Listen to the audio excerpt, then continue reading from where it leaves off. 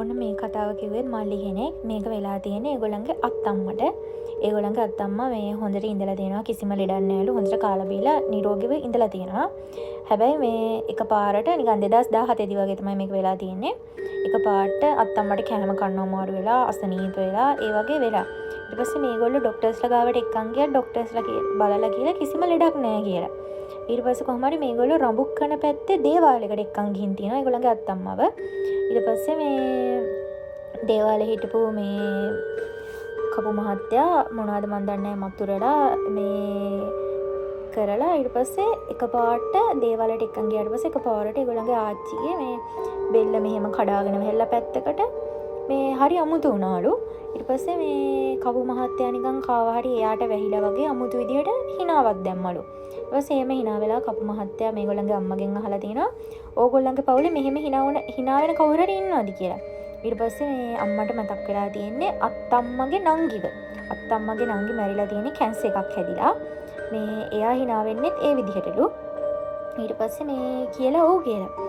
ඊට පස්සේ මේගොල්ලෝ විස්තර කිව්වට පස්සේ තමයි කවු මහත්තයා කියලා දෙන්නේ අත්තම්මගේ ඇඟට ඇවිල්ලා තියෙන අත්තම්මගේ නංගි එයා අත්තම්මගේ මෙහෙම බෙල්ලෙන් අල්ලගෙන වගේලු ඉන්නේ. ඒ හින්දාලු අත්තම්මට හරියට කෑම කන්න බැරි කෑම ගිලෙන්නේ නැත්තේ උගුරෙන් පහළට යන්නේ නැත්තේ ඒ හින්දා කියලා.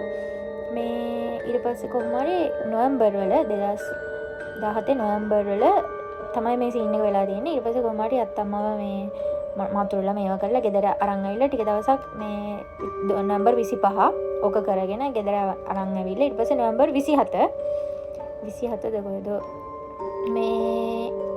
මේගොල්ලන්ගේ මල්ලි ඉස්කෝලේ ගිහිල්ලා එනකොට හවස අත්තම්මා මේ භාවනා කරන වගේ වාඩි වෙලා හිටියා ඉඳලා තියෙනවා පුටුවක. ඊට පස්සේ කිහින් ළඟට ගිහින් බැලින්න අත්තම්මා නැති වෙලා. ඊට පස්සේ කොහොම හරි මේ මරණ වැඩ කටයුතු ඔක්කොම කරලා ඊට පස්සේ මාසෙකට විතර පස්සේ මේගොල්ලෝ ආපහු අර දේවාලයට ගිහිලා තියෙනවා.